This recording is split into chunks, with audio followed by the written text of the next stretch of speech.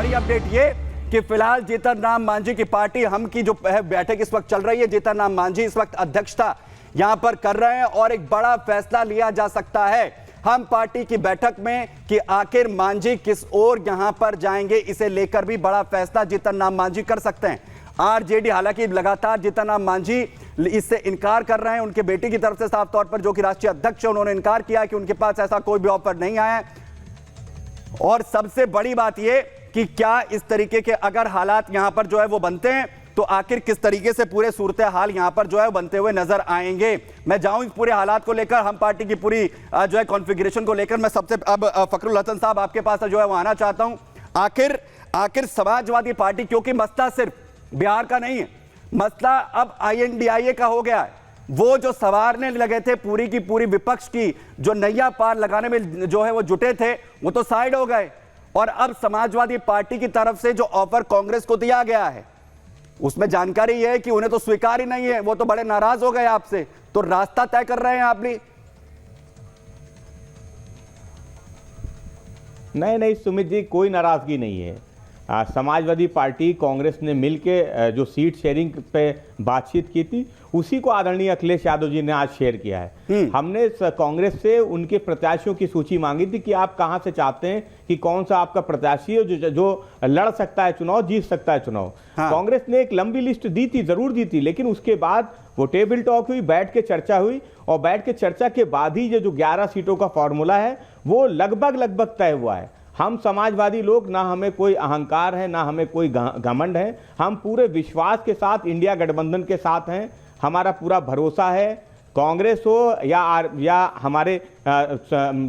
हमारे दूसरे अन्य जो सहयोगी हैं उनके साथ बैठ के हमने सीट शेयरिंग का फॉर्मूला वो तय कर लिया है। उत्तर प्रदेश में समाजवादी पार्टी कांग्रेस के बीच में सीटों का बंटवारा हो गया है, ये कहीं कोई संकोच, इसमें संदेह नहीं है। उत्तर प्रदेश देश का सबसे बड़ा प्रदेश है, उत्तर प्रदेश से ही दिल्ली का रास्ता जाता है, ये भी सब जानते हैं। बिहार से रास्ता नहीं जाता है दिल्ली का। तो उत्तर प्रदेश का जो आज संदेश है जो आदरणीय अखिलेश यादव जी और इंडिया गठबंधन ने दिया है वो बिहार को भी मजबूती देगा, वो बंगाल को भी मजबूती देगा, वो पंजाब और दिल्ली को भी मजबूती देगा। मजबूती इतनी कमजोर नजर आ रही है कि जो बंगाल में हुआ, जो पंजाब में हुआ, जो बिहार में हो रहा है और वही उत्तर प्रदेश के अंदर दिख रहा है। ऐसा होता हुआ दिखता हुआ कम से कम यहां पर जो है वो नजर आ रहा है। वरुण जी, मैं आपके पास यहां पर आ रहा हूं क्योंकि समाजवादी पार्टी ने ऑफर कर दिया, हमें यह कहा जा रहा है अंदर खाने की कांग्रेस को तो स्वीकार ही नहीं है। 11 सीटें, इतनी मजबूती है उत्तर प्रदेश के अंदर कांग्रेस पार्टी की कि 11 सीटें लड़ेगी 80 में से।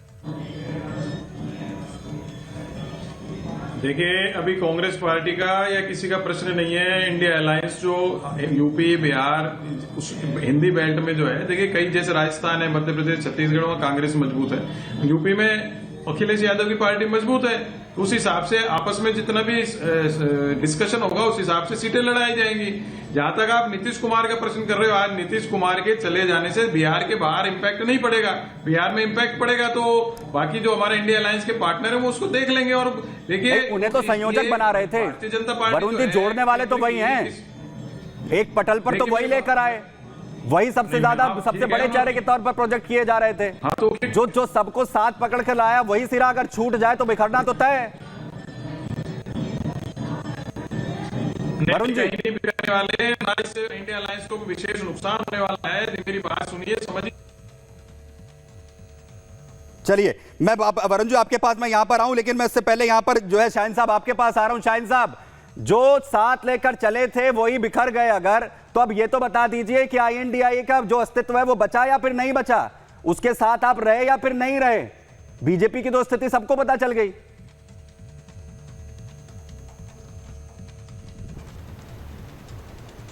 ने बहुत कोशिश की थी कि इंडिया गठबंधन को साथ लेकर चले और एक मजबूत फैक्टर जो है एक अपोजिशन का रोल देश के अंदर निभाया जाए, लेकिन उसमें जो रोल इनको करना चाहे था कांग्रेस को, उन्होंने नहीं किया। अब पूरी ठेकेदारी हम लोगों की तो नहीं बनती कि हम लोग जो है वो हर एक जगह को देख ले। एक बड़ी पार्टी के नाते जो इन लोगों को करना था इन लोगों ने नहीं किया, ये तो बस अपनी यात्रा में लगे रहे। तो हम लोग उसमें क्या कर सकते हैं?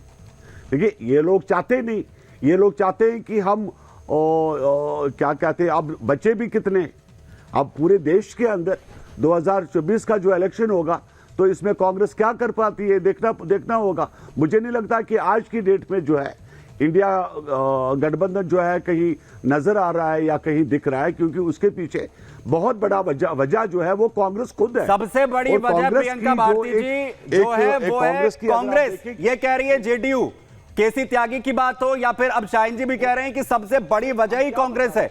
जो अड़ियल रवैया जो है कांग्रेस की तरफ से अपनाया गया, न्याय यात्रा निकाल रहे थे दूसरी तरफ राहुल गांधी, और इस तरफ लोग जो है वो छिटकते चले गए। आरजेडी में की तरफ से जिन नीतीश कुमार को आप प्रोजेक्ट कर रहे थे, वो तो सरकार, अपनी सरकार बचाने के आप लोगों को लाले पड़ गए। देखिए, मुझे जहां तक खबर है और जो जिसका मुझे भरोसा भी है कि जिस भाजपा के प्राइम मिनिस्टर नरेंद्र दामोदर दास मोदी जी ने बिहार के डीएनए को, नीतीश कुमार जी के डीएनए को गाली दिया था, और जिस जनसंघ ने कर्पूरी जी की मां को गाली दिया था, वहां तो नीतीश जी कतई नहीं जाएंगे। अमित शाह भी तो कह रहे थे नीतीश जी के लिए दरवाजे बंद है। तो नीतीश जी का ईमान धर्म बिल्कुल मजबूत है। नीतीश जी कहीं नहीं खिसक रहे हैं। नीतीश जी महागठबंधन के साथ मजबूती के साथ खड़े हैं ताकि बिहार में आरएसएस और बीजेपी का पांव तक नहीं पड़ पाए, और बिहार की जमीन जो शांति का प्रतीक है वहां शांति बने रहे। दंगाई और बलवाइयों के लिए बिहार में कोई जगह नहीं है। नहीं, जो बयान आ रहे हैं, कम से कम आरजेडी उनका संज्ञान ले रही है या फिर नहीं ले रही है, सवाल ये भी है। मैं वापस आपके पास लौटूंगा। बड़ी अपडेट अपने दर्शकों को यहां पर बता दूं, फिलहाल बिहार की सियासत में लगातार घटनाक्रम बदल रहे हैं और बड़ी जानकारी ये मिल रही है कि नीतीश कुमार कल इस्तीफा दे सकते हैं। बड़ी जानकारी मिल रही है, नीतीश कुमार कल इस्तीफा दे सकते हैं, और इस्तीफा देने के साथ ही नए मुख्यमंत्री के तौर पर एक बार फिर से वो सरकार यहां पर बना सकते हैं, और साथ ही इस बार बीजेपी हो सकती है। अनूप मेरे सहयोगी इस वक्त सीधा ग्राउंड जीरो से जुड़ रहे हैं पटना से। अनूप, क्या जानकारी है? कल का समय बिल्कुल फिक्स हो गया है?